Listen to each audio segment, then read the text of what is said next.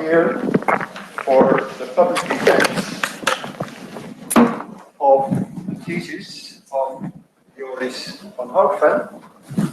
He has submitted the thesis to the rector of the University of Hasselt. And now comes the time for the defense. So we will start immediately. Welcome to everybody. The jury members are all listening and online. There's a big audience of people. So we will listen to your presentation of proteome analysis, fast and slow. This is the infamous coronavirus spike protein. If it enters your body attached to a virus, it can help kill you. If it enters your body through the use of a vaccine, it can actually prepare your body for future attacks and save your life. This protein has caused quite a fuss last year. But my message today is not one of sorrow, but rather one of joy and a bright future.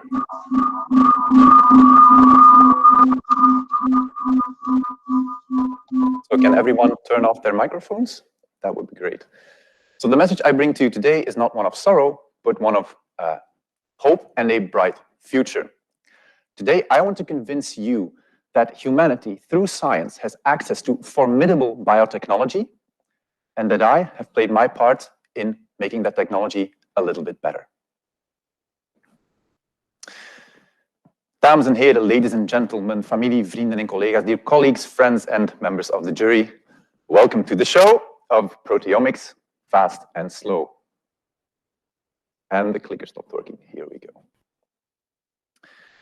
The first introductory half of the presentation will be in Dutch, but the slides will be in English. And afterwards, for the more technical part, I will switch to English. Het eerste deel van mijn presentatie zal in het Nederlands zijn, om de inleiding te brengen. Daarna zullen de meer technische delen, daar zal ik voor overschakelen naar het Engels. Proteoomanalyse. Wat is dat eigenlijk? Wel, daarbij gaan we proteïnen of eiwitten, dat zijn biomoleculen die in grote getalen aanwezig zijn in ons lichaam, met behulp van een massaspectrometer, dat is een hele dure weegschaal voor hele kleine dingen, analyseren. En zo'n analyse bestaat typisch uit twee delen. Het eerste is identificatie. Daarbij gaan we een klein stukje proteïne zien en aan de hand daarvan de volledige identiteit van het proteïne achterhalen. Daarna volgt typisch een kwantificatie. Daarbij zijn we geïnteresseerd in de verschillen in aanwezigheid van een proteïne in twee verschillende biologische situaties, blauw en rood hier, en willen we achterhalen wanneer dat proteïne het meest aanwezig is. Dat is tevens ook de inhoudstafel voor vandaag.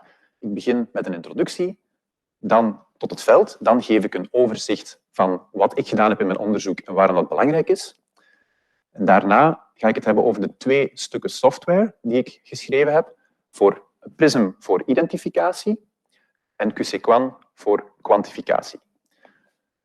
Nu, Prism is traag, maar grondig en QSequan is snel en efficiënt. En nu weet je meteen ook de reden voor de titel van mijn doctoraatsproefschrift Fast and Slow. Laat ons beginnen. En we beginnen bij het begin van alles. DNA. De instructies voor het leven, de instructies voor ons lichaam, hoe dat moet werken en hoe alles in elkaar zit. Zit vervat in onze genen, in ons DNA. En ons DNA zit gevangen, veilig opgeborgen eigenlijk, in de kern van onze cellen. En dat is maar goed ook, dat blijft daar zitten. Maar als we dan die instructies willen gebruiken, dan moeten we een afdruk nemen van dat DNA. En dat heet dan RNA. Dat is een zeer gelijkend molecuul, maar daarmee kunnen we uit de celkern gaan, naar de ribosomen, om daar proteïnen te maken, of eiwitten.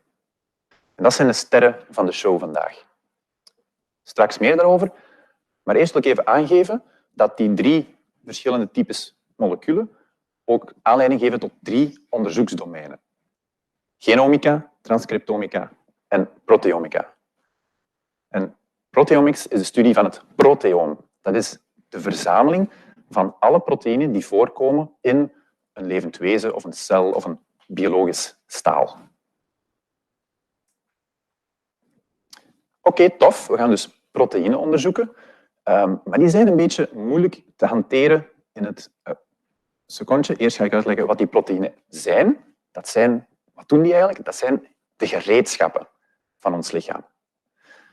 Na water en vet vormen proteïnen eigenlijk de grootste hoeveelheid van ons lichaam qua massa. Dus die zitten overal, in onze spieren, in onze nagels, in ons haar. Die transporteren zuurstof in ons bloed. Die proteïnen die doen eigenlijk alles. Hoe zien die eruit? Wel, hier is een tekeningetje. En hier is de bijhorende proteïnecode. Hoe werkt dat precies? Oké, laat ons inzoomen. Laten we een stukje uit dat proteïne knippen. En dat noemen we dan een peptide. En zo'n peptide, daar kunnen we opnieuw op inzoomen om te ontdekken dat dat eigenlijk een aaneenschakeling is van allemaal aminozuren. Aminozuren zijn kleine biomoleculen die je aaneen kan schakelen als het ware als een ketting. En elk aminozuur, in dit geval alanine, kan voorgesteld worden door één letter. In dit geval A, en die zie je dan terugkomen overal in de proteïnecode. Nu, dit is slechts één van in totaal 20 aminozuren. En als je die dan allemaal aan elkaar schakelt, met die 20 aminozuren, kun je alle mogelijke proteïnen maken die nodig zijn om het leven te onderhouden. Maar er zijn heel veel verschillende proteïnen. Dus wat zit daarachter? Wel, de opeenvolging, de volgorde waarin je die aminozuren aan elkaar schakelt, die zal bepalen wat de functie van je proteïne zal zijn. Oké. En nu willen we dus die proteïnen gaan analyseren in het labo. Maar die zijn een beetje moeilijk om te hanteren. Denk aan spaghetti waar je geen olie bij hebt gedaan. Het plakt allemaal aan elkaar, je kan dat niet roeren. Ook eten is een beetje moeilijk. Dus mijn oplossing daarvoor is alles in stukjes snijden. Dat gaat veel gemakkelijker. Nu, in proteomics gaan we exact hetzelfde doen. We gaan onze proteïnen met een behulp van een enzyme in het labo in stukjes knippen. Tot peptiden dus. En die peptiden zijn veel gemakkelijker om mee te werken in het labo. Die aanpak heet bottom-up proteomics. Er zijn ook nog andere manieren om proteomics te doen. Daar gaan we vandaag niet verder op in. Oké, we werken dus met peptiden die we eerst gaan scheiden in een LC-kolom, een liquid chromatography kolom. Het is gewoon een dunne speciale buis. Ja. Een speciale buis. En daarna gaan we de peptiden analyseren in het instrument in de massaspectrometer. Dat is dit toestel hier. En hier kan je ook, de eigenlijke LC-kolom zien, maar ik vond mijn artistieke interpretatie toch net iets leuker. Dus laten we daar in detail nog eens naar kijken. Wat doen we in die LC-kolom? Wel, denk een beetje aan een loopwedstrijd. Daarbij heb je in het begin een heel pak lopers en die wil je dan bij de aankomst allemaal gescheiden zien van elkaar. Gescheiden op basis van hun loopsnelheid. De snelle mensen komen eerst aan en de traagste mensen komen het laatst aan. Zo ook van onze peptiden. Verschillende soorten peptiden, hier voorgesteld door verschillende gekleurde bolletjes. Die willen we op het einde van onze LC-kolom gescheiden zien op basis van een bepaalde chemische eigenschap. Zodat ze mooi ongeveer soort per soort de massaspectrometer in kunnen gaan. En dat toestel neemt die peptiden en geeft er eerst een elektrische lading aan, zodat ze makkelijker te manipuleren zijn. En zorgt er ook nog eens extra goed voor dat het de peptiden enkel soort per soort apart behandelt. Dan worden zij gefragmenteerd en het zijn die peptidefragmenten die we dan zullen terugzien in het peptidefragmentspectrum. En dat is de outcome, de output van zo'n massaspectrometer. Wat zit er in zo'n peptidefragmentspectrum? Wel, op de horizontale as heb je de massa gedeeld door de elektrische lading van de fragmenten en op de verticale as de intensiteit van dat signaal. En dat is eigenlijk gewoon een vingerafdruk voor ons peptide. Tenminste, als we daarnet onze scheiding van peptiden goed gedaan hebben, zal dit spectrum uniek wijzen naar een peptide en een bijhorende proteïne. Even kort herhalen. We beginnen dus bij proteïne. In het labo gaan we die snijden enzymatisch tot peptiden. Die kunnen we dan eventueel labelen. Daar heb ik het nog niet over gehad, komt straks. En daarna, met behulp van de massaspectrometer, gaan we het peptide fragmenteren en produceren we een massaspectrum voor elk soort peptide. Nu is het onze taak om aan de hand van die massaspectra te identificeren bij welke peptiden ze horen en dus ook per extensie bij welke proteïne. Dat is identificatie, maar we kunnen ook kwantificatie doen wanneer we geïnteresseerd zijn in of er verschillen zijn in hoeveelheden proteïne tussen twee verschillende biologische situaties of condities. Dan kunnen we ook kwantificeren op basis van de blauwe en rode labels. We gaan ietsje meer inzoomen op dat identificatieproces. We hebben dus het spectrum dat u ondertussen goed kent. Het zal nu zo zijn dat die pieken die je in dat spectrum ziet, die komen exact overeen met die fragmenten, met die aminozuren in de proteïnecode waar ik het daarnet over had. En het zijn de massa gedeeld door lading waarden die je hier ziet en de afstanden daartussen. Op basis daarvan gaan we nu ons geobserveerde spectrum gaan opzoeken in een database met alle theoretisch berekende massaspectra. Een beetje zoals je een vingerafdruk zou gaan opzoeken in een database met vingerafdrukken. Goed, dat was identificatie. Laten we nu eens inzoomen op de kwantificatie en ook waarom dat we dat precies doen, want daar heb ik het nog niet over gehad. Wel, stel u nu even voor. Een cel in uw hersenen, een hersencel, en een cel in uw aderen, een rode bloedcel. Die hebben hetzelfde DNA en toch zien die er helemaal anders uit. Hoe kan dat? Wel, dat is door een fenomeen dat men differentiële expressie noemt. En het komt erop neer dat afhankelijk van de situatie verschillende aspecten van onze biologie meer of minder tot uiting komen. En soms met dramatische verschillen. Maar het kan ook fijnmaziger dan hersen- en bloedcellen. Dit zijn 2 maal levercellen, hetzelfde orgaan, maar een gezonde lever en een lever met cirrose, die zien er heel verschillend uit. En opnieuw, toch hetzelfde DNA. Die differentiële expressie zal dus heel interessant zijn om te onderzoeken. En zo'n onderzoek dat zal inhouden zoeken naar biomarkers. En in ons geval zijn dat dan proteïnen die bijvoorbeeld in de zieke lever zeer opgereguleerd zijn. Of ook proteïnen die in de zieke lever misschien neergereguleerd zijn. En ook zullen we proteïnen vinden die niet differentieel tot expressie komen in ons experiment. Maar het zijn die 2 bovenste gevallen natuurlijk die interessant zijn, want die zorgen voor een link met de ziekte of het medicijn waaraan we willen werken. Hoe gaan we dat nu doen in de praktijk? Wel, we nemen verschillende biologische stalen van die 2 biologische condities. Bijvoorbeeld de blauwe, rode en oranje sample zijn genomen uit gezonde stukjes lever. En de licht- en donkergroene uit zieke stukjes lever. Die proteïnen halen we daar dan uit in het labo en verknippen we tot peptiden die we dan labels geven. En dat zijn de kleurtjes. En dat is belangrijk, want daarna gaan we alles samenvoegen om tegelijkertijd te analyseren met onze LC, onze massaspectrometer, die onze peptiden zal fragmenteren. En dan krijgen we dus zo'n peptide-fragmentspectrum dat we al een paar keer gezien hebben. Maar nu is er iets speciaals. In deze regio zullen we ook de labels terugvinden. En de intensiteiten van die labelpieken die zullen ons verklappen dat bijvoorbeeld in dit geval het peptide voorgesteld door dit spectrum 2 maal zo vaak aanwezig was in het blauwe sample dan in het donkergroene. En op die manier kunnen we al onze spectra verwerken en tot de uitkomst van ons experiment komen, van onze differentiële expressieanalyse. En zo'n uitkomst, hetgeen waar we het eigenlijk allemaal voor doen, dat zijn biomarkers.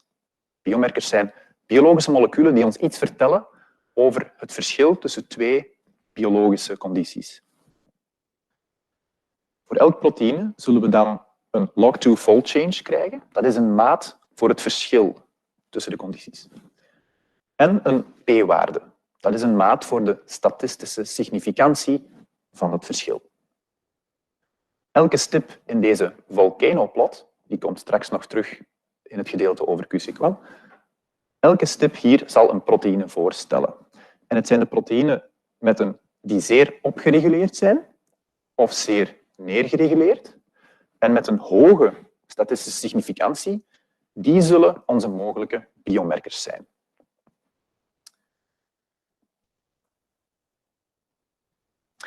Laat ik dan nu even een overzichtje geven van wat ik exact gedaan heb. Maar laat mij ook vooral beginnen met nog eens goed te kaderen waarom dat zo belangrijk is.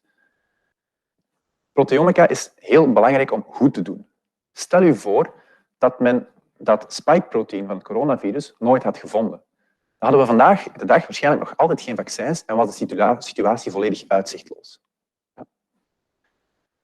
Des te meer willen we proteomica doen en in eerste instantie, en waarom zou dat misschien interessanter zijn dan genomics in sommige situaties? Wel, omdat proteomics het dichtste staat bij het fenotype. Proteomics staat het dichtste bij de waarneembare eigenschappen van een biologisch systeem. Laat mij een vergelijking maken met een auto. Stel u voor dat uw auto de eigenschap vertoont dat hij niet meer start. Het eerste wat je dan gaat doen, is kijken of de werkende onderdelen, of dat daar nog alles goed mee is. Dan ga je de motorkap open doen. Wat je in eerste instantie niet gaat doen, is kijken naar de technische tekeningen van de autofabrikant om te zien of er misschien een designfout was. Zo ook in de biologie kijken we in eerste instantie naar de proteomica.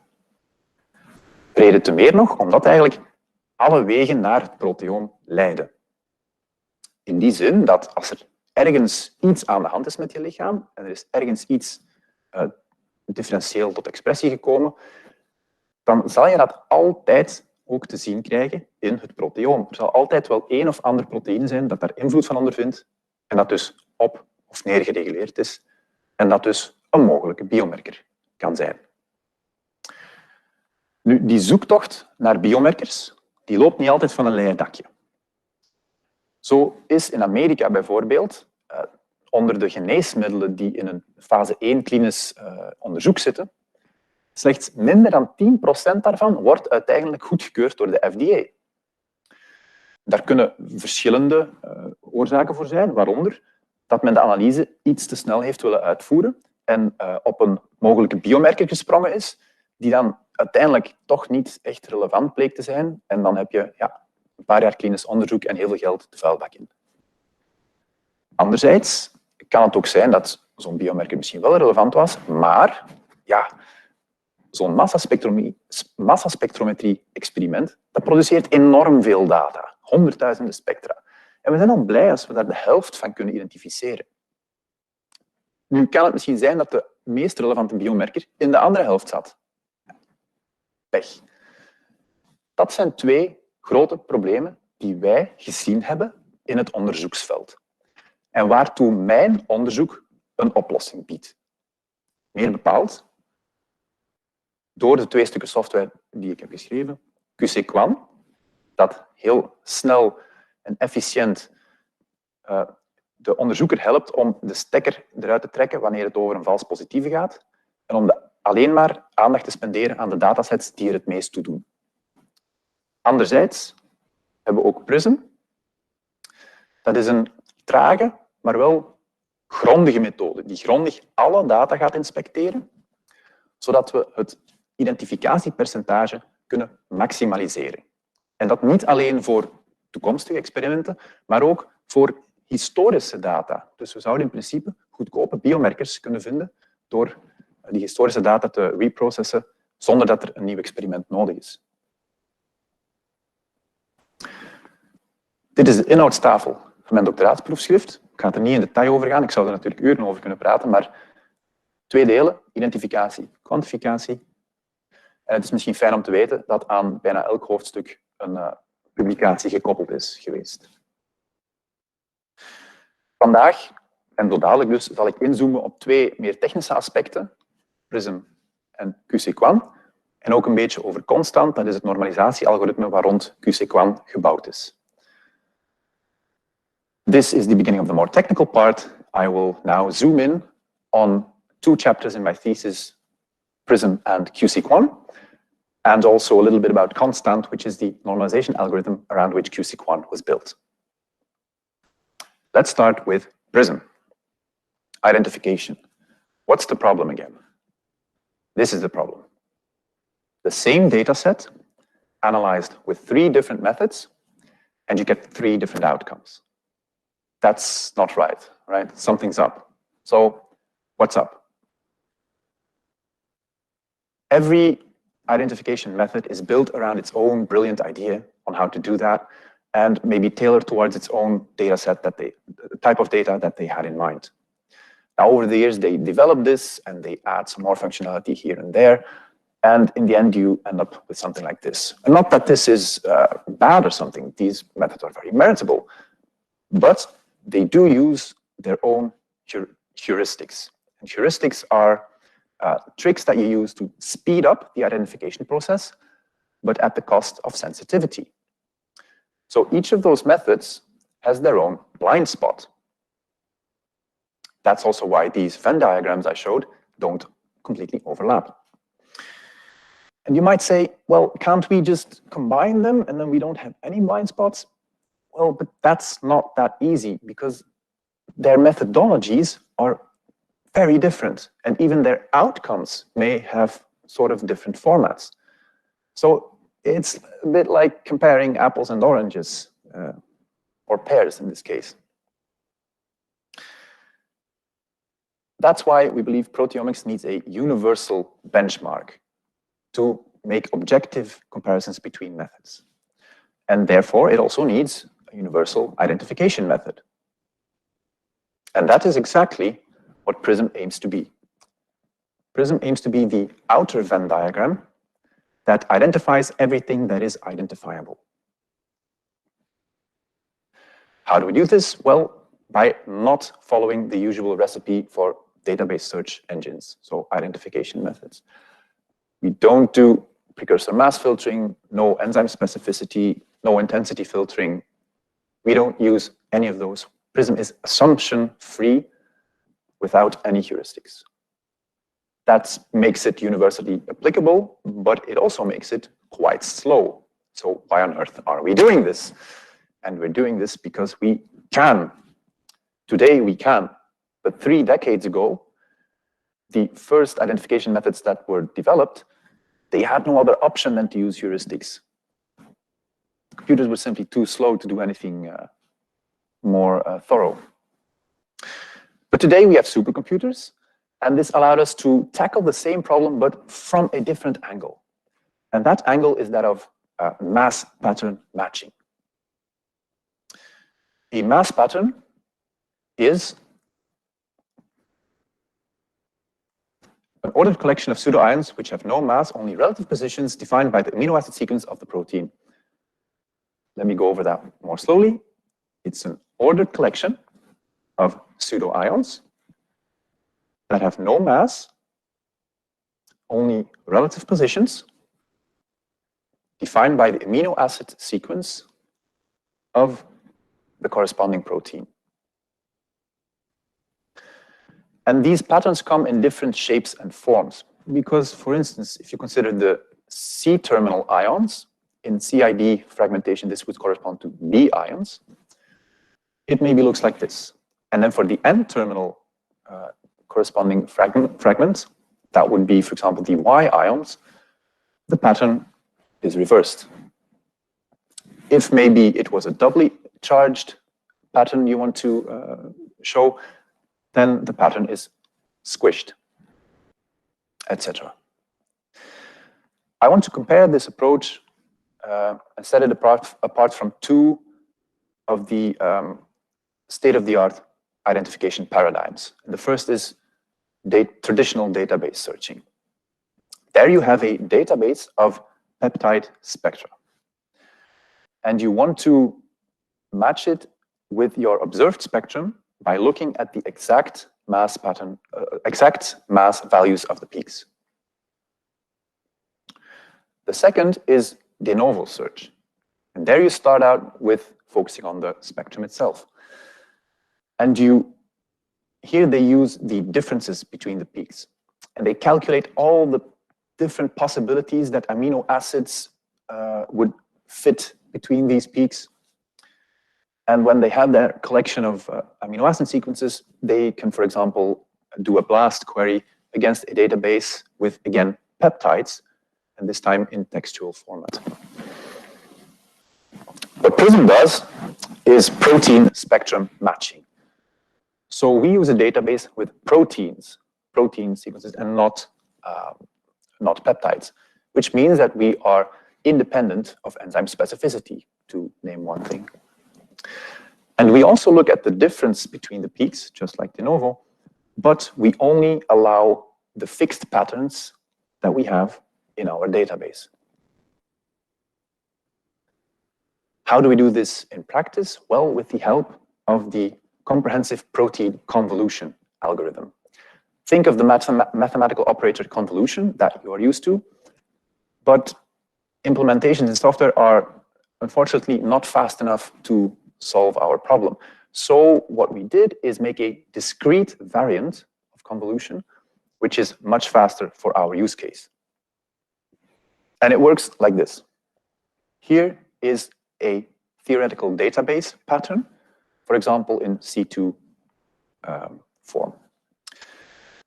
Then you take your observed spectrum and you slide it across, and every time you write down how many peaks are simultaneously aligning. You write that down in your score trace. At some point, a lot of the peaks will be simultaneously overlapping, and you have a very high scoring alignment. That means that the protein that this pattern corresponds to is maybe the true biological match of the spectrum you've seen in your mass spectrometry experiment. If you do this alignment matching for all the possible alignments for such a pattern, you end up with a score trace that looks like this. It's a lot of observations. Let's make a bar chart, a histogram, and you see there are many, many low scores and very few high scores. That's logical because if you make all possible alignments, there will be a lot of random alignments which don't have any biological significance. But the one that matches, the matching pattern, there will only be one or maybe a few in some exotic cases. So we want to know later on whether this top hit, this best alignment, is statistically significant. But before we get to that, aren't we forgetting something? This was for the C2 pattern. What about the other patterns? Well, yeah, we have to take them into account as well. So we don't have this just once, but once for every charge state, possible charge state, and one for every terminal orientation. Now this story, we don't have just once, but for every protein in our database. And if you use the human SwissProt database, that means you have about 120,000 combinations for each observed spectrum. That's a lot of data. So we summarize this, and we aggregate it across the proteins, but we keep the distributions separately for each ion type. So we're left with just a handful of these score distributions. And now we will use those to check whether the best alignment in each ion type is maybe statistically significant, is maybe the true biological match. Because the assumption that we make is that this distribution of random matches is a null distribution, right? what we do then is fit a negative binomial to these distributions. And if you take the logarithm, that looks like this. With that negative binomial, null distribution, we can estimate p-values for our best scoring alignments. After multiplicity correction, Benjamini-Hochberg in this case, we obtain adjusted p-values or q-values, we call them, and then all we have to do is select the smallest q-value, and this will be our best match.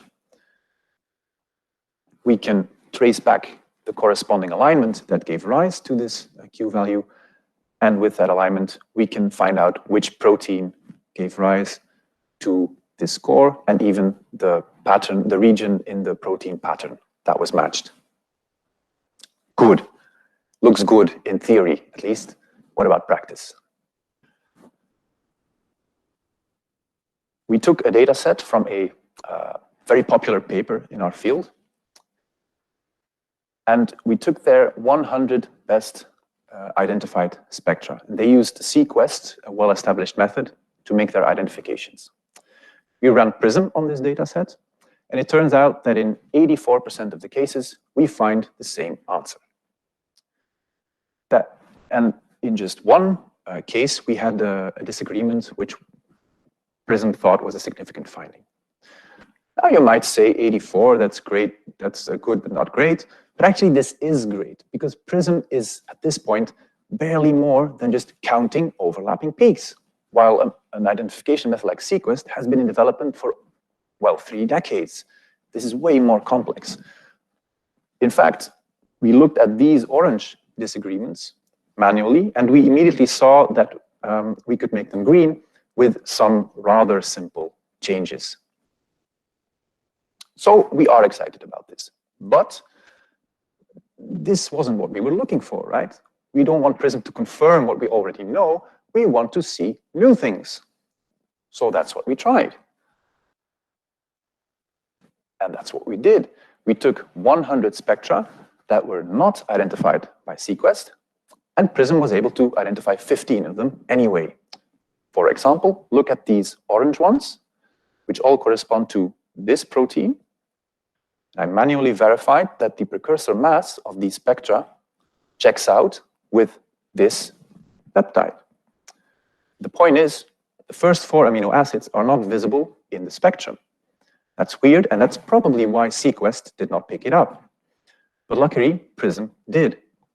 And this proves that PRISM is able to see new things, and also that there are actually new things to find. So this, I guess, raises the bar for other methods. Now that we know how to improve identification, let's have a look at quantification. These are the 4 blocks in a differential expression study. So you run your mass spectrometry equipment, that's automated. Then you do identification of your peptides and proteins, that is also automated. At the end, you do an enrichment analysis. I haven't mentioned that yet, doesn't really matter. I mean, it's not relevant to my dissertation, but this is also automated. Now, if you are a proteomics lab producing a lot of data, multiple data sets every day maybe, then you can easily see that you will have a bottleneck right here, because the quantification and quality control is not entirely automated. So with QSeq1, we attempt to close the gap between identification and enrichment analysis and automate this process. Yes, you say quantification. We've talked about that today. It's easy, right? You have the blue labels and the red labels, and then you count them. Oh, and there's twice as many blue ones, so the log to fold change is 1, and we can go home, right? Unfortunately, it's not that simple, because each protein can be represented by multiple peptides. It's cut into multiple pieces, right? And each of these peptides, I haven't mentioned this, but it can be measured not once, but multiple times in each mass spectrometry run. So now we have multiple numbers, which we have to summarize in one number for each protein. So we need a clever way to do that. And then also, there can be systematic errors which bias these numbers. That we also have to take into account. And this is why a quantification workflow is not something very simple, but is a rather intricate series of data manipulations that you need in order to make your data represent reality as accurately as possible. And with QC-Quan, we focus especially on the last two steps, which are normalization and differential expression testing, and then also on the visualization aspect. So to reiterate, the problem is data analysis can become a bottleneck. We're not fast enough. That's because of two reasons. First, if you want to do excellent quantification, you're probably going to want to do this with linear mixed models. Unfortunately, this is quite computationally intensive if you want to do that for 1,000 proteins or more. It actually becomes sort of infeasible. Second, the quality control often requires manual intervention by an expert like a bioinformatician to create the plots, interpret the plots, etc. So we want to automate this as well. But let's start with the computational aspect. For normalization, we choose not a mixed model, but a data-driven normalization algorithm called QC-Quan that we developed, constant that we developed in-house. More on that later. For differential expression testing, we do a moderated t-test pairwise between each biological condition and independently for each protein in the data set. Let's go deep on the normalization. So constant works directly on the quantification matrix. Let me explain. We have M peptides that we've observed in the rows and N biological samples in the columns. Constant demands two things of this matrix. It demands that the row marginals are equal to N. That means that the average value in each row is 1. And what this effectively does is take the magnitude out of the rows. It also demands that the column marginals are equal to M. And so the average value in each column will be 1. Good, that sounds compatible. Now, it's actually not trivial that this is possible. And let's look at an example why. This is a toy example, a 4x2 quantification matrix. And in black, you see the marginals. If we rescale the rows first, we set them to 1. That's great. The column marginals are obviously not equal to 1 yet, but we can do that now. But then, by rescaling the columns, but then we see that the row marginals are again changing. So that's not nice, but they are still sort of close to 1, right? So let's do rows again. But now the columns change, but they're still pretty close to 1. So let's do them again. And we see that actually the row marginals stay very close to 1 by now. So that's what constant does. It is an iterative algorithm that alternately rescales rows and columns until it gets to a matrix which very closely approximates our two demands that the column marginals are equal to 1. I know I said M and N here. No mistake. If you want to talk about that later, we can do that. So does this work? Yes, it does. This is an example not from proteomics, but from transcriptomics, so when you're working with RNA. And DE-Seq2 is actually the sort of gold standard method for analysis in transcriptomics. We analyzed a data set with many biological samples some of the red biological condition and some of the blue biological condition. And both Constant and DSEC2 were able, in a principal component analysis, to separate the blue ones from the red ones along the first principal component. So that's great. Small difference, Constant was able to do so almost 100 times faster. So that's good news to resolve our bottleneck problem, right? Time to look at the second aspect, the quality control. If you run a mass spectrometry experiment, you want to make sure that your instrument has performed correctly, and also that the biological quality of your samples is high enough to actually tell you something meaningful. This is the QC-Quant website, which you can use to start jobs. And when it has processed your data, it will give you a report. We will look at that in a second. Now you can read documentation, start a new job. You can also run Constant independently of the QC-Quant workflow if you would wish to do so.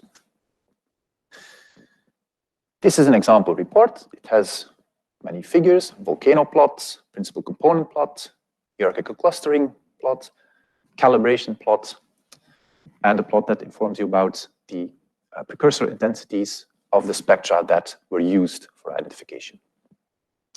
And it also has some other QC information like the total number of peptides found, etc., etc. Now, when a researcher opens this report specifically, they don't have to scroll very far. Immediately in the volcano plot, they can see there are no red dots. So there are no proteins which were both very differentially expressed and statistically significant. In fact, in the beginning of this table here, we can see only 2 of them were significant at a 0.05 level. And one of them is serum albumin, which, if you're an expert, you know it has probably nothing to do with the biological question you're trying to solve here. So very quickly, a researcher can see, okay, this data set is not going to tell me much, and I should rethink my priorities accordingly. And that's the power of QC-Quant. We're almost there. Let's talk about what the future holds for PRISM. One of the most important improvements to make now is to combine combine information from the different ion types, because right now these distributions are sort of in competition. But if we can cross-link the information, that will increase our statistical power. After making improvements, we should think about establishing this baseline we've been talking of, to provide a reference set of identifications with which other methods can be objectively compared with each other. Also, they can use this data set to properly monitor their sensitivity and specificity as they try to add or remove some of their heuristics. Then there are some niche applications for PRISM. For example, use it as a second pass search engine or use it in peptidomics. But a particularly exciting one, I think, is modification detection. Because if you think back to the score trace I showed, you can have a very high scoring alignment. And if there is a modification in the peptide, this will break up into 2 mediocre scoring alignments. But the point is that the distance between these 2 scores is exactly the value of the modification. So if we can find these cases in our score traces, then we will be able to detect modifications without any prior knowledge. Now that would be a major breakthrough in the field. In the meantime, of course, science, well, other people haven't sat still, and there have been some developments in parallel with our research. For example, people have started doing a lot of tag-based identification. That's where you mix the database search with the de novo methods. So first you use a de novo method to quickly identify very short chains of amino acids in your observed spectrum. And then you use those tags, so to speak, to filter the entities in your database so that you can then do a subsequent database search that has a much smaller search space to cover. And of course, machine learning is everywhere nowadays, and it is in proteomics as well, and more specifically in the intention prediction business. So when we are calculating these theoretical spectra, they don't have to be as abstract as they used to be, but now you can very accurately predict the intensities of each of the fragment ions. And that's very powerful. It essentially means that you've turned database searching into spectral library searching, something I haven't mentioned yet. And you can do this without actually having to construct the library in the lab. So that's really nice. But that said, whenever you do machine learning, you have to train your methods on some kind of data set or for some specific type of data.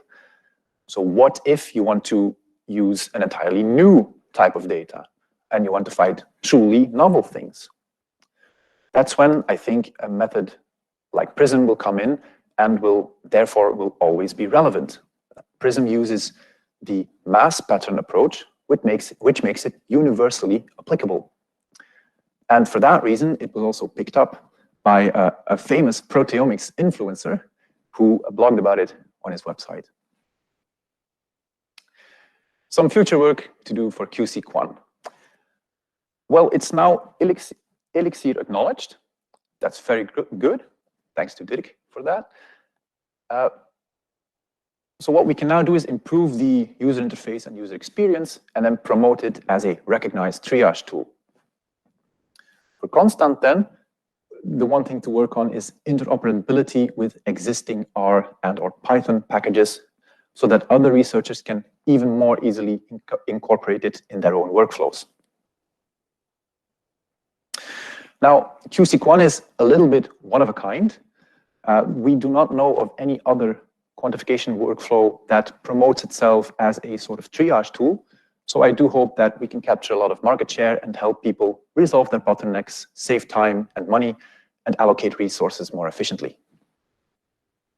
As for Constant, there is a general trend towards ever larger scale studies and also multi-omics studies. And that's good because Constant can actually handle very large data sets in very little time.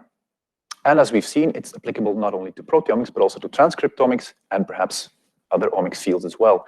So it's in a very good position to be implemented in the workflows of the future. Some final words of wisdom, hopefully. No peaks without valleys. If you have a mass spectrum with only peaks, it's pretty useless. And I think life is a bit the same. If you only have peaks, then you have actually no peaks at all. Now, we've had quite of a valley the past year. Past year was very bad. But I believe that a peak is coming. And if we all keep working together, then that will not be a peak of infectiousness, but instead it will be a peak of freedom and joy. And with that, I'm happy to take your questions. Thank you very much for this presentation. And we immediately go to one by one committee members to give you a round of questions. And first call Baltimore, I think, Johns Hopkins University, Professor Kai Kamp. Please keep your remarks or questions to the Yes. Hi, Joris. Thank you for this great talk. Can you hear me well? Or you can hear me? Yes, I can. Okay. So again, I will ask a couple of questions for the quantitative part because I'm also interested in this part of your work. So you mentioned that you measure peptides or spectra, and then you have to summarize them to protein level. Can you explain which method you use to summarize the peptides to the protein level? Yes, I can. So assuming you start on the peptide level and then you go to the protein level, we have to take into account the fact that we have different biological conditions, right? Let me go back to a matrix for some visual aids.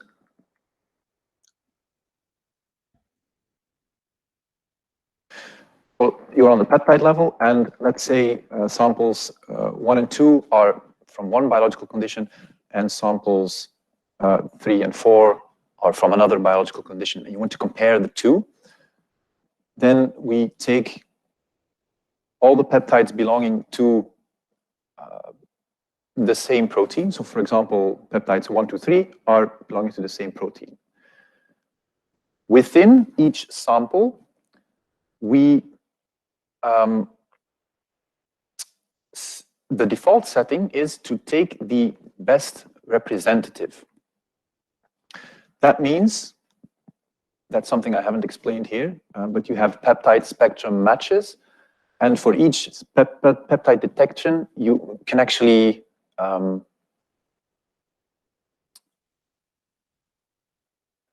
if you start on the peptide level, yes, then what you do is we average the values. So these three become one number in the first sample and become another number in the second sample. Now, and we do that because we assume that these are repeated measurements as they come from the same protein, and the proteins are the actual biological entities, right? But in the second sample, this is not a repeated measurement, it's a biological replicate. So we can keep those as a separate number. So for each protein, you will always have as many measurements at the end of the day as you have samples for that biological condition. Does that answer your question? Yes, of course. Thank you. It wasn't clear to me at the end if you just took the best match or the average. I know we talked, but that was now the question, how you ended up doing. So thank you for that. And another question that I have, when you showed the volcano plot or one volcano plot for the differentially expressed proteins, you mentioned that you use the moderated t-tests, right? Mm-hmm. And I remember the one time we talked, I don't know if it was last year or the year before, you were just at the point where you wanted to switch from the normal or the original t-test to the moderated t-test. Can you just explain maybe to the audience what's better with the moderated t-test, and if you had some challenges implementing the moderated t-test to your pipeline? Yes. So, in a nutshell, when you use a regular t-test, you do it independently for all the proteins, and you also assume that the variances for each protein are not linked at all. If you use the moderated t-test, that assumes that these variances for each protein are sort of drawn from a common distribution, and it uses that information. So if you have many protein measurements, in the background, it links their variances and tries to find out with the Bayesian approaches what that common distribution is from which the variances are drawn. And effectively, that means you can get more accurate estimates of the variance of measurements within each protein. What does that mean in terms of a volcano plot? That means that some of the proteins here will actually be more significant than they would be in a regular t-test. Others will be less significant. So that's the difference between the two. And what was the second part of the question? Sorry. Just explain a little bit how challenging it was to implement that into your pipeline. Yes. Well, if you do it in R, it's not that challenging. If you figure out the document, read the documentation, you can figure it out. It's fine. But if you want to do it in Python, it's a little more difficult. Now I thought I can either reinvent the wheel and do it in Python, or I could use, now I have to think, R2Py, the R2Py package, something like that, to run an R session within my Python session and use that to transport the data back and forth. That was how did they say that? That was a different problem. That was difficult because there were issues with the versioning.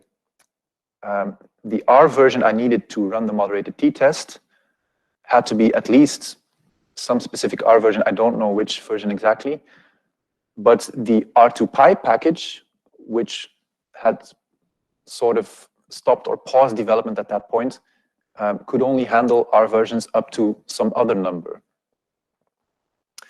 Or no, sorry, it was actually the operating system, I think. Yeah, that was Ubuntu 16.04, and it only has R available up to some specific number. So I had to find a custom repository and yeah, sort of hack my way into getting this R version installed on the server. But after some trial and error and a lot of frustration and a lot of new things learned, we got there. Yeah. All right, great. So do I have time for one more question, or? Okay, so one more question is, so one of your last manuscript was that you also use the normalization method for gene expression data. And in this paper, you compared your results to the famous DEC2 package results. And the main take-home message was, as far as I understood, you get more or less the same fold changes, but it looks like the DEC results are a little bit more significant, right? So you get higher p-values, they get lower p-values. Do you have an explanation for that?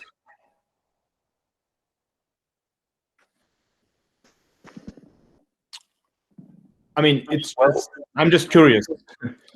Yes, we don't know for sure. So let me start by saying that. But what I think is going on is that DESEC, like most approaches based on linear models, handles the variance structure of the data a little bit more intelligently than Constant does.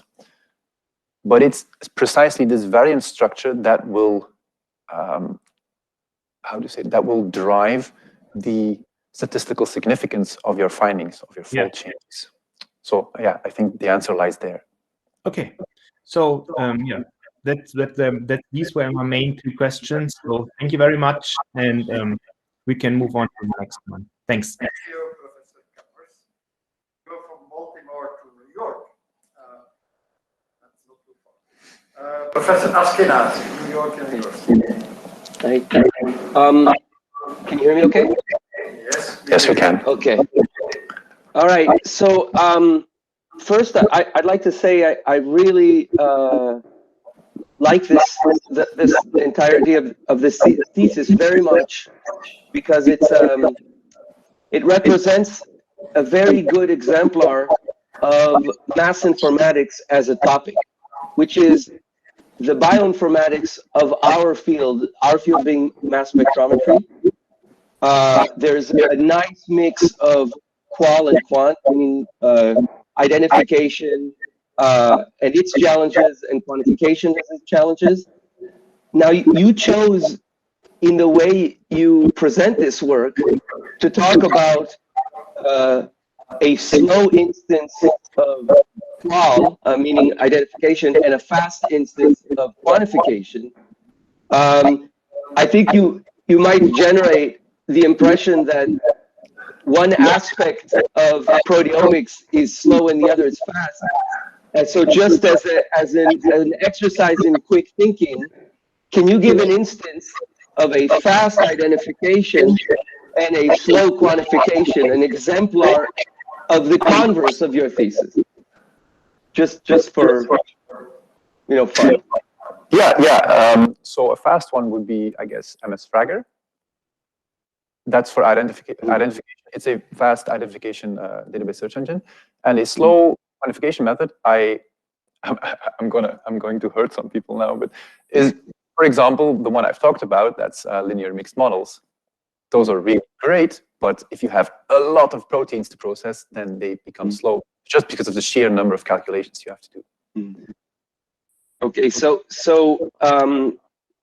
when you were describing the quote-unquote slow but truly universal sort of prism approach, the one time you made allusion to a speed up or the ability to do something faster or the need to do something faster was when you alluded to the fact that CPC isn't your garden variety convolution because we had to go faster or we could afford to go faster. And one could afford to go faster. And I was just curious whether you could elaborate a little bit on what you did in CPC that makes it faster than a garden variety convolution. Yes. The garden variety convolution assumes that you have you are working on a continuous axis. So you have two signals, and they contain data on a continuous spectrum. Spectrum is a bad word here, but yeah. So if it convolutes the two signals, it will do it in very small increments each time, namely all of the numbers in the continuum. Now, in theory, those are infinite numbers, but you know, the computer makes it discrete at a very, very low level. What we do is take that discreteness, but instead of taking the steps as tiny as the computer does, we take steps that make sense. And the steps that make sense are, let me go back to that part, are exactly defined by the distances between the peaks in the two spectra.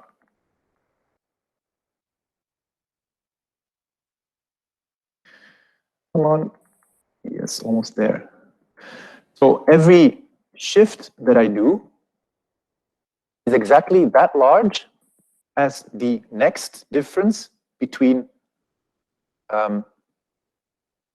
all the pairwise differences of the peaks here and the peaks here. What we do in reality is, well, this is a vector of values, and this is a vector of values. And we calculate a matrix with all the pairwise differences. And then we sort all the values in this matrix. And those values are exactly the increments that you have to take to make all the shifts where you have at least one pair of aligning peaks. Start it out here, next step. Now this is the next aligning pair. Now this, yeah, and then sometimes you match many at the same time, and that's exactly where our interest lies. And if I may elaborate for 30 more seconds, that's also how we spot these high scores, because we have this array of sorted values, and then we have our own mini implementation of a clustering algorithm, which detects that, you know, in this case, there are 14 values in my sorted array, which all lie very closely together. And this is also one thing that is very, very optimized in the code. I've tried many different things on even on the C or C++, on the C level code, but nothing is faster than what I could find. Yeah. So I don't know how much time I have left, but I wanted to maybe cede back a few minutes. In your slides on QC Quan, you had a point where you said there's an issue here. Maybe we can go back to it later. And I just hate the idea of not giving you an opportunity to address something about this. Yeah, exactly. Can you, whatever it is that you wanted to get off your chest there, I thought I'd just give you that question for that. Yes. It seemed to be bothering you. Yes. So in the first version of constant, these marginals were set to 1. And then if you think about it, the values in each row will be on average 1 divided by the number of columns. But in the updated version of constant, it's like this. It's like I explained at first. So the column marginals sum to m, and the row marginals sum to n. So this should not be 1, but should be 4. Sorry, let me continue. So yeah, these should be 4, and these should be 2 for this toy example. But that's a matter of, literally multiplying all the rows by 2 now, and literally multiplying all the columns by 4. So this convergence that you see here is not lost. So it was just a matter of there being a slight divergence between the two phases of the presentation. It's not any fundamental issue. Okay. Yeah, it's no fundamental issue. Yeah, exactly. All right. My phase is. I'm ready. Yeah. Next. Thank you, Professor. Person. We come to Belgium now. Louvain, Université Catholique de Louvain. Professor Hasselt. Thank you very much. Just confirm that you can hear me. Yes, I can. Well, first of all, Joris, I wanted to congratulate you on your thesis. I think it is very well written, and it was a pleasure to read. It was a large thesis, a long thesis, a lot to read, but you made the task as agreeable as possible. And I also liked your presentation, in particular the presentation of your PRISM algorithm. That I struggled a little bit when I read it first, but I think you made a really good job explaining it to me. But I had a little question about this PRISM algorithm. So in the title of your thesis, you define, you set the stage saying that it is a very slow algorithm, and that's fine. We need to take time to tackle difficult tasks. And then on the other hand, you also mentioned high performance computing, and that section was missing in the first version of the thesis that I wrote. And yesterday I got the final print version, so I saw that you updated that section in the final version. But so I would like to know a little bit two related things. So do you have an idea of the complexity of that algorithm? And through the complexity of the algorithm, do you think that high-performance computing, or the most powerful computer that you can think of, would it actually enable you to use PRISM in a reasonably large experiment? There are several things to unpack here. The first is, yes, I do know the complexity of the CPC part specifically, because PRISM is not just CPC, it's that core algorithm with a workflow built around it. And actually, one of the steps in the workflow is currently takes twice as long actually as the core algorithm. That's something else we can talk about if you like. But the core algorithm complexity is, I believe it was mn log mn, big O notation, where m is the length of, so m and n are the lengths of the theoretical spectrum and the observed spectrum. The most costly step is actually sorting. So we calculate a matrix with pairwise differences, and then we sort the values in this matrix. That's the most time-intensive step. So I don't think we can speed that up much more, because those algorithms are already pretty, pretty well implemented and advanced. Now, the other part of your question, can we actually use this on a real-life data set? Yes and no. Not in the current form, for sure not, never. It's too slow. But we could use it on, let's say, very niche applications. Let's say you are doing peptidomics and you have a couple of very interesting spectra, but you don't know the enzyme that did the protein cutting. If you just have a handful of spectra, then sure, use PRISM, you know. On the other hand, if you start out with vanilla PRISM as it is now, and then you start adding some heuristics, that's sort of blasphemy in our world because we want to be assumption-free, right? We don't want to use heuristics. But there are some heuristics like tag-based filtering that I mentioned in the perspectives. Look, I haven't actually implemented it and looked at it in very much detail, but I can't immediately see how that would generate blind spots for PRISM. If you have a very confidently identified tag, it should be no harm in using it to filter the database. And obviously that speeds up the process a lot. So if you want to make variations on vanilla PRISM, look, you could also make an entirely new search engine, which is competitive, based on PRISM, and you just start adding heuristics. But the nice thing is that if you first run PRISM on a large data set to generate a large collection of identifications, which you know you identified with a very thorough method, then you can add heuristics to PRISM and build a new search engine. But while you do that, you monitor the sensitivity and specificity of the output that you generate. And that's something that nobody has ever been able to do before, because nobody ever knew with certainty what identifications they had under their nose. Does that answer your question, or do you? Very, very promising. Thank you very much.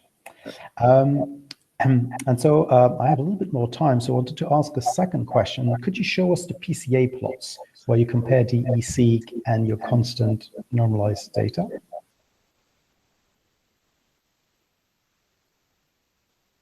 Yes. And I think that's also a point that you mentioned in your thesis.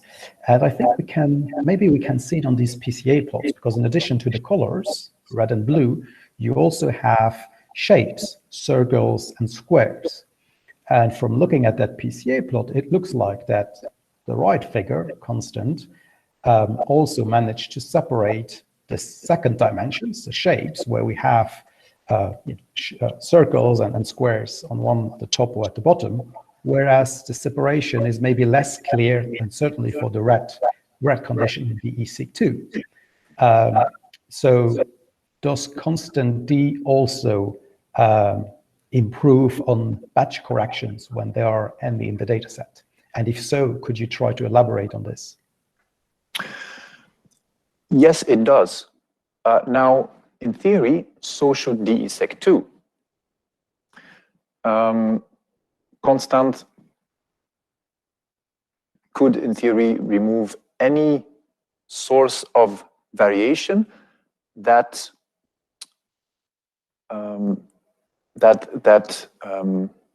can be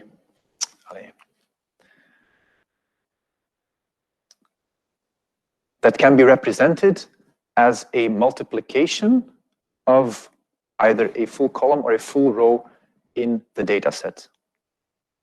Now I should add a column or a full row for each multiplex. So as you mentioned, you have squares and circles here.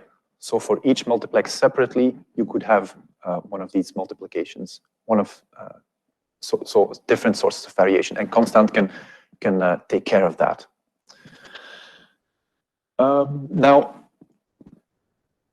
for the fact that it seems to be better at separating the samples here than DE-seq2, I'm not 100% sure. Oh yeah, you see that here on the, no, I think there's no difference here, right? Did you mention that we do better than DSEC2 in this case? Okay, maybe not, but maybe more generally, yes, how do you handle batch effects, which is one important source of variation for large experiments? How did we handle batch effects? There is no, so for constant, right? Or for DSEC2? No, sorry, for constant. So how does it behave when you have batches in your data? Okay, that's more easily explained here. Let's say, so if you have a batch effect and you want to correct for it, you are looking at least 2 of those matrices, because then you have 2 batches, right? And you need to correct for the difference between them. For example, I could imagine that in one batch, you took just a little bit more material in your biological material in your experiment, meaning that all the values are higher. So let's say you took 10% more material, then you expect the values in the other matrix to be 10% higher. But constant rescales these rows. Well, it's easier to see because the matrices might have different sizes and stuff like that. So it's easier to think about the average values. I mentioned that the average value in a matrix is equal to 1 when you use constant. In the other matrix, the values were 10% bigger, but now after constant, they get rescaled. So the average value here is also equal to 1. So yeah, it comes down to multiplying the columns and the rows by value. In the case of a batch effect, you multiply all the columns with a number that is slightly different. Clear, or shall I? And have you observed batch corrections or improved batch corrections using constant D? I'm not sure what you mean by observe, but we do 2 things. One thing is we literally generated data sets with a batch effect and saw that it, well, we applied a batch effect to an existing matrix and saw that after normalization, we get the same matrix as when you didn't have that batch effect.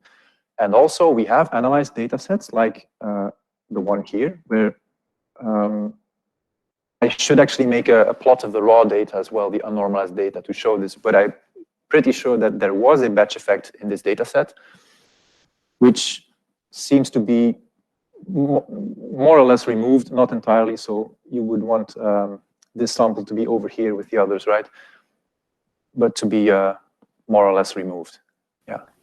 We have also verified this in chapter 6 with the studies of different strategies for quantification analysis, where we see there are run effect plots, and there we can see that constant is actually pretty good at removing the run effect. And the run effect is, yeah, that is the batch effect. Thank you very much. Okay, you're welcome. Thank you. We go to Professor Thomas Burzikowski, University of Hasselt. Thomas.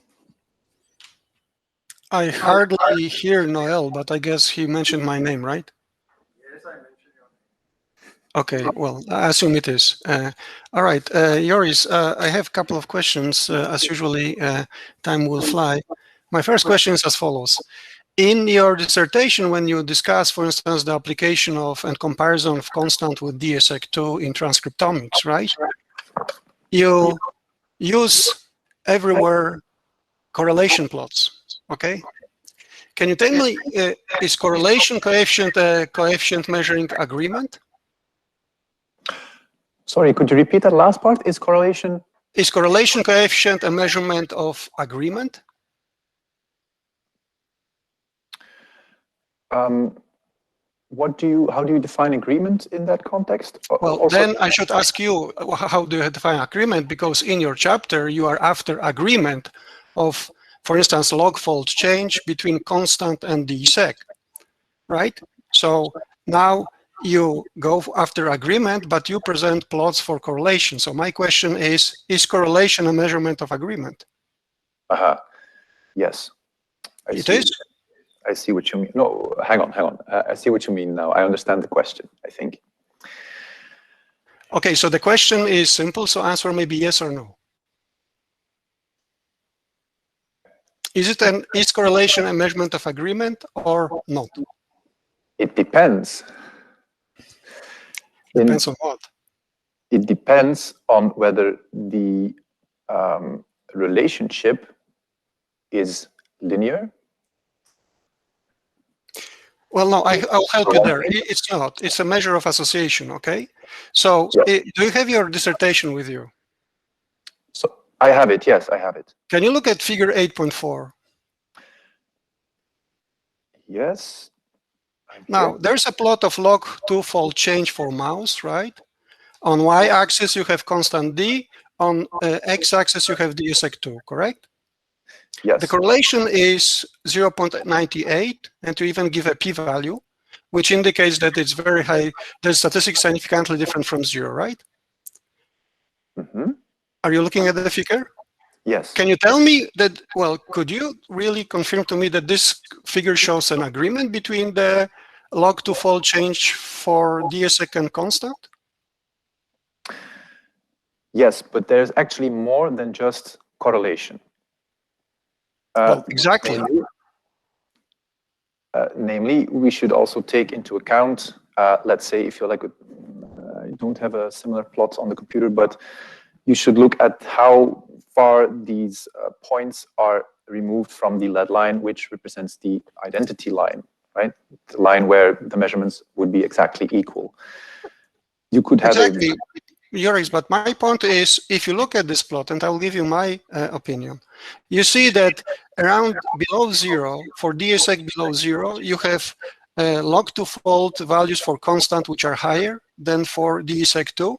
And if you move to the positive values of log-fold to change for dsec2, you see that actually you have negative, that you are below the line. So it means that there's a systematic pattern of over and underestimation of the log-fold change by constant and by as compared to dsec2. You have a large correlation, but correlation is a measurement of association and not a measurement of agreement. For instance, you can have a correlation which is 98% around the regression line with a slope equal to 2. What does it mean? Well, it means that you have a tight association, but one measurement is twice larger than the other one, and there's no agreement, okay?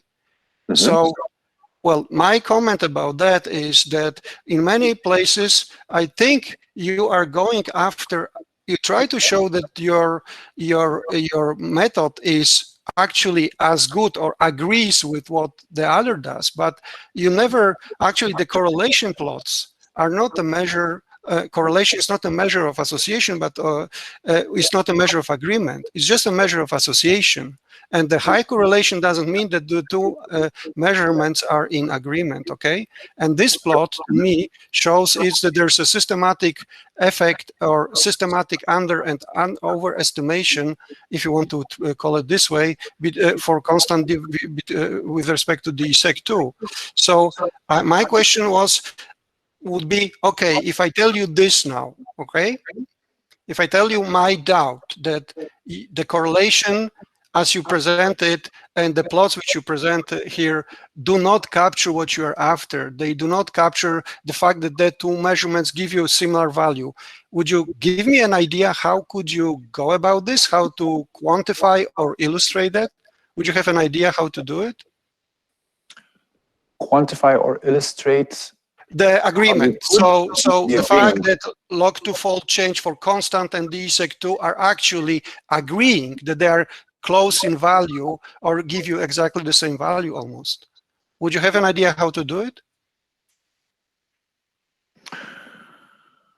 Well, the thing is, I think this plot does that on a level of visual inspection. Now, if you ask me what would be the most appropriate mathematical definition of agreement, that's another No, I haven't had said that. I asked you whether you have an idea how to visualize this, for instance, right?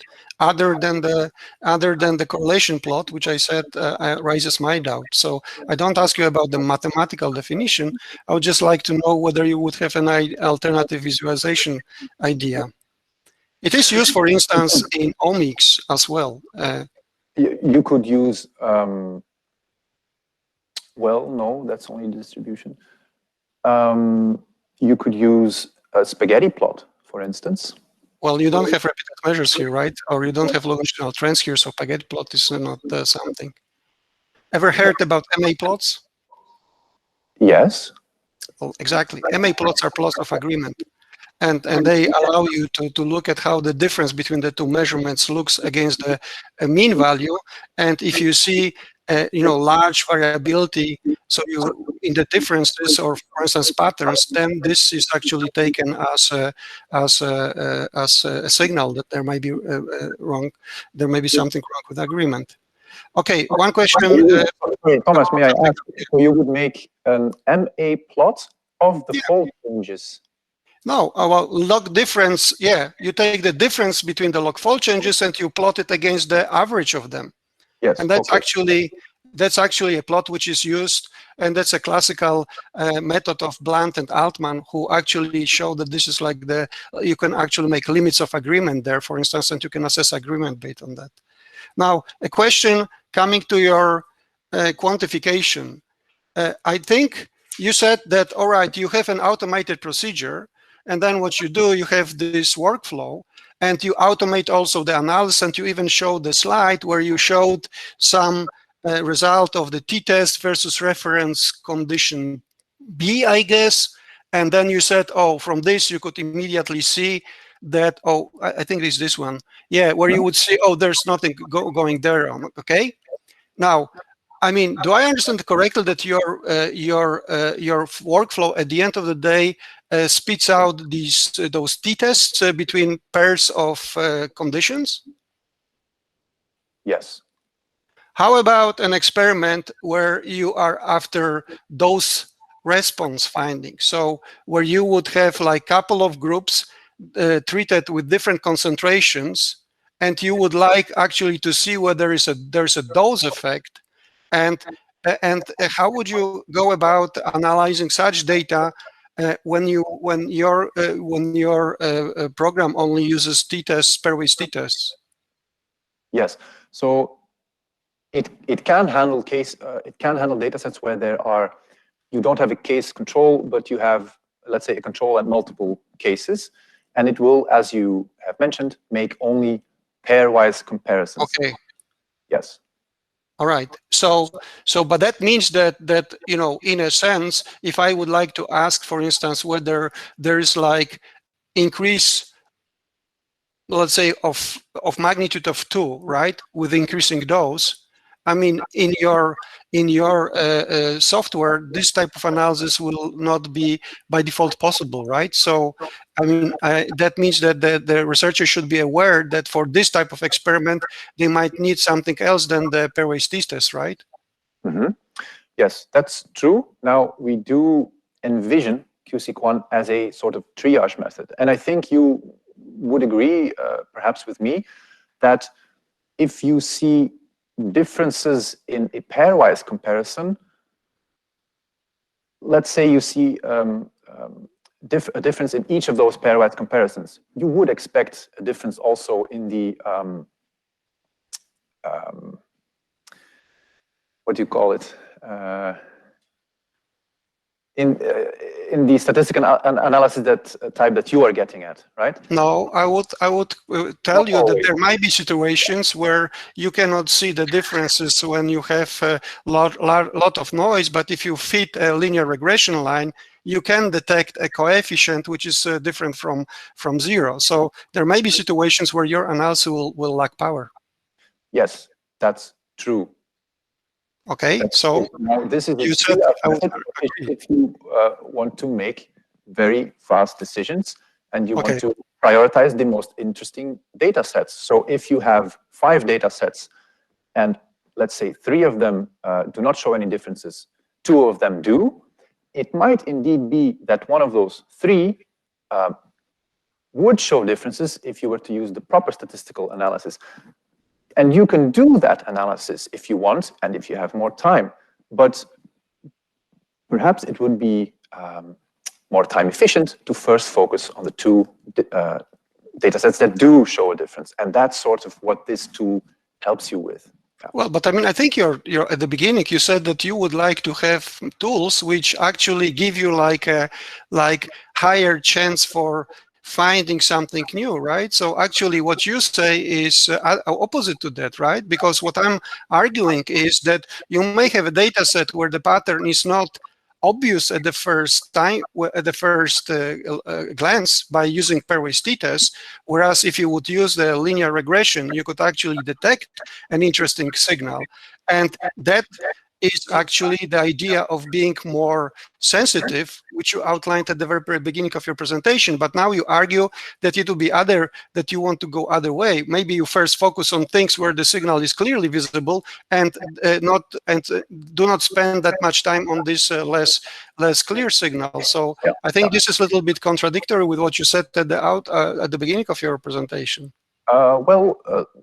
I respectfully disagree, but let me elaborate why.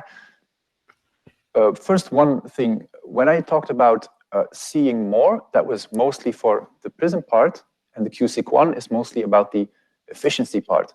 But I might argue that even with QSIC1, you might find more, in the sense that, indeed, as you say, there may be cases where you are not sensitive enough and you see less for that particular data set. The thing is, QSIC1 allows you to work faster and to analyze many more data sets. So statistically speaking, across time, across many data sets, you will, the point of the story here is that you would identify more because you can work more efficiently. Well, I respectfully disagree with that, but we can leave it at that. One last point, one last question, Noel, just to clarify something. In your dissertation, you write something which strikes me because, well, look, if you look at page 71, okay? Sorry, dissertation. Yeah, you need to take the dissertation. I'm sorry, I cannot refer to the slides. Yes. You say, mathematically speaking, the procedure followed by constant strives to satisfy the constraint while conserving the quantity, and you give there the quantity, right? Mm-hmm. And then you say the meaning of this quantity is not intuitively evident, right? Mm-hmm. Now, if you look at this, right, and if you would say you treat your matrix as a table, which in fact it is, right? If you look at this quantity, would you say what is it for a table? So it is, let me get a matrix for the audience. Oh, back. So it might be, for instance, no, I'm going to take this one. Doesn't matter really. Values that would make a rectangle. So you choose two columns and you choose two rows. True. Let's you have say, 2 by 2 table, right? Yeah, and then you pick those values, and then you have a 2 by 2 table, and then this value is the determinant of that table. In statistics, it's not determinant. In a 2 by 2 table, it's a measure of association. Well, does it ring a bell? Yes. Okay. Well, which bell does it ring? That I forgot. Linear algebra 10 years ago. Well, it's an odds ratio.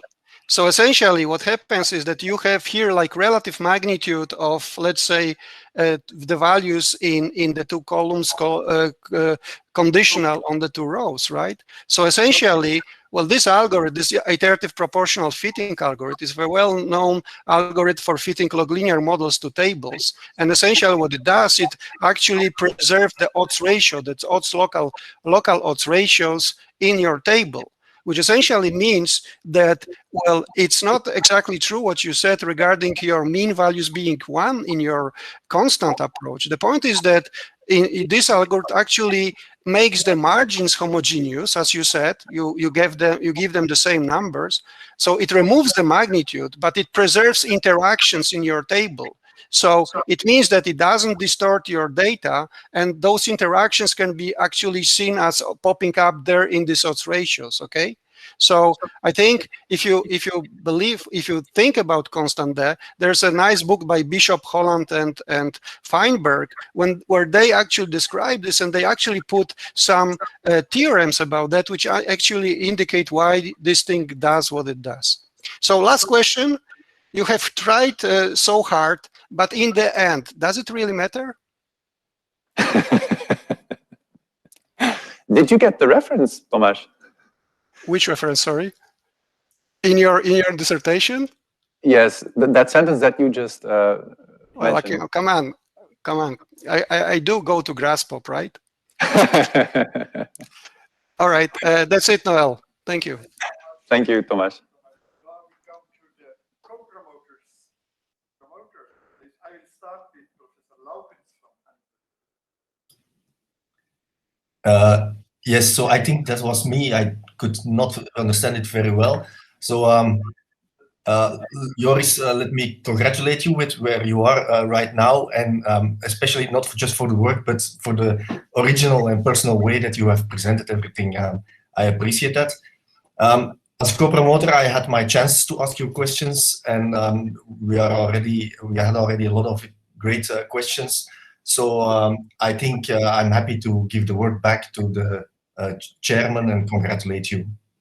Thank you very much. Thanks, Chris. Laukens. I go to Professor Hooijberg from Hasselt University and VITO. Okay, thank you for the introduction. Thank you, Joris, for the nice presentation. Like Chris, I also already had a lot of opportunity to ask questions, but I'm going to take the opportunity to post one nevertheless. It's a very, very general question. In your introduction, you also talked about the fact that there is this continuum between genotype and phenotype, where proteomics is closer to the phenotype and transcriptomics is closer to the genotype. When you look at it from a technology perspective, the transcriptomics technology is getting very cheap and is getting very standardized. Actually, I have two questions. Do you see something like this happening in proteomics? That's the first question. And the second one, which is connected to it, do you see that this trend, that the transcriptomics is getting very cheap, is creating opportunities for proteomics?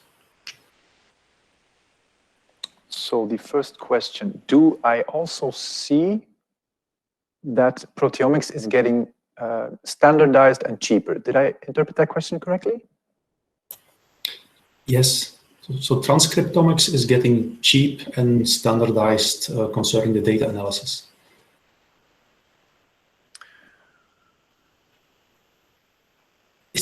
I'm not sure that this is already happening in proteomics. I think the let's say the field of analysis methods, let's say instrumentation for proteomics, is much more in development than in transcriptomics. In transcriptomics, you have this next-gen sequencing where Illumina is still the market leader by far. They have amazing machines that work very well.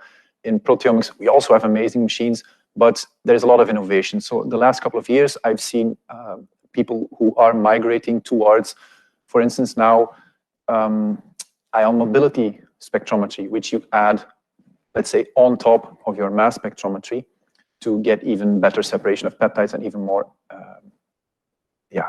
to get better measurements.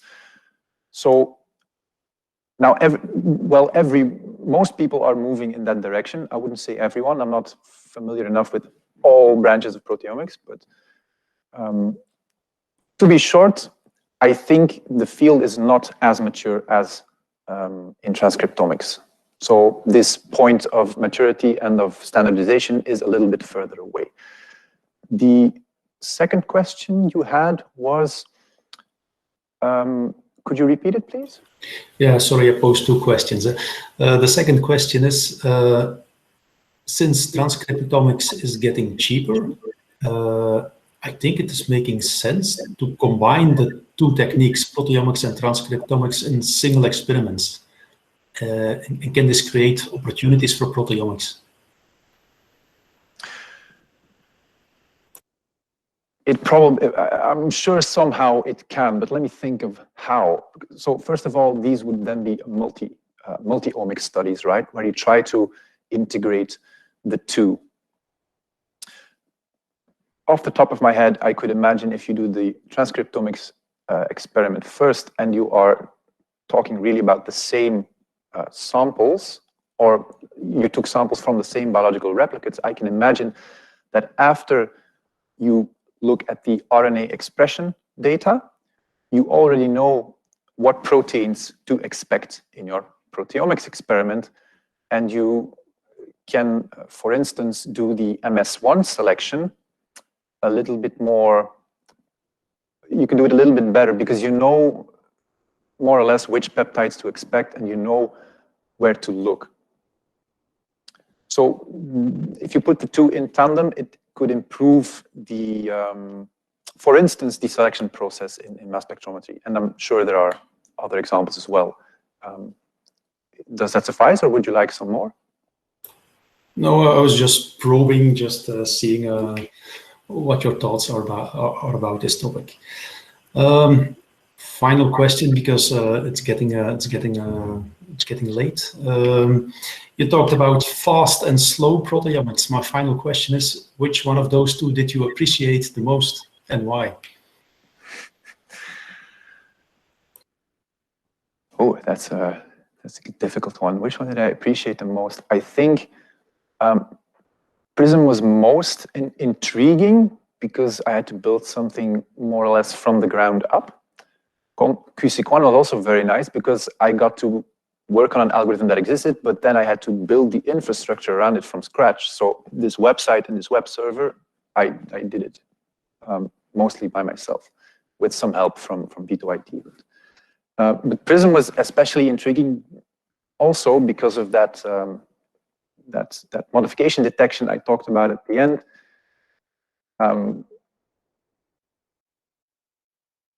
Which I think would be a major breakthrough in the field if we can do that without prior knowledge. And I did see in the data from such core traces that these differences that I mentioned, they are there. But now the question is, how do you get them out automatically without prior knowledge? Because I have prior knowledge. And at that point, I had to cut my research short because it was time to write a thesis. So that bums me out a little bit. But I'm sure that the next person who takes care of this will be very happy to do that. Okay, thank you. No further questions. Thank you.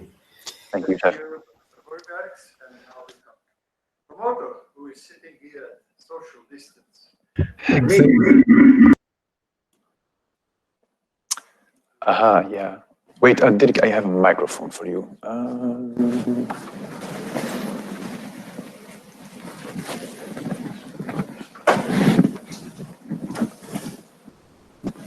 Thanks. So I see I have 15 more minutes to ask questions.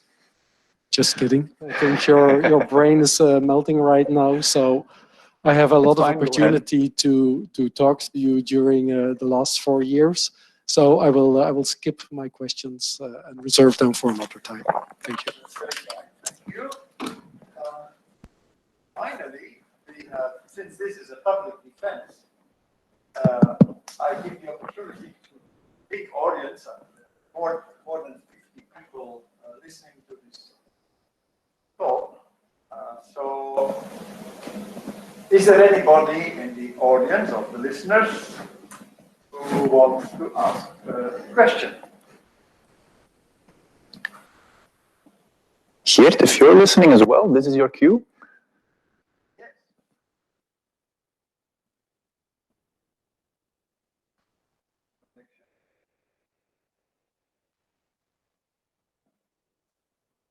Last chance. Nobody from the audience? Okay, then what will we do now? We will interrupt this session for a very short time because the jury wants to meet among them. The jury members want to meet We will not do that here. We will go to our office and have a small meeting. The committee established by the rector of the University of Hasselt for the exam of Doctor of Science in Statistics was composed as follows.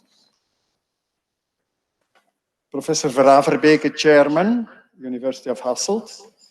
Professor Valkenburg, University of Hasselt, Promoter. Professor Hooibergs, University of Hasselt and VITO. Professor Laukens, Co-Promoter, University of Antwerpen. Professor Burzikowski, University of Hasselt. Professor Gatto, Université Catholique de Louvain. Professor Askenazi, New York University, and Professor Kammers from Johns Hopkins University. They have heard the public defense of the Joris Jan Hugo Van Houtven, born in Geel on 8th of November 1991. They heard his thesis, Proteome Analysis, Fast and Slow, and after a short deliberation, they have decided to confer upon him the title of Doctor of Science in Statistics. Congratulations.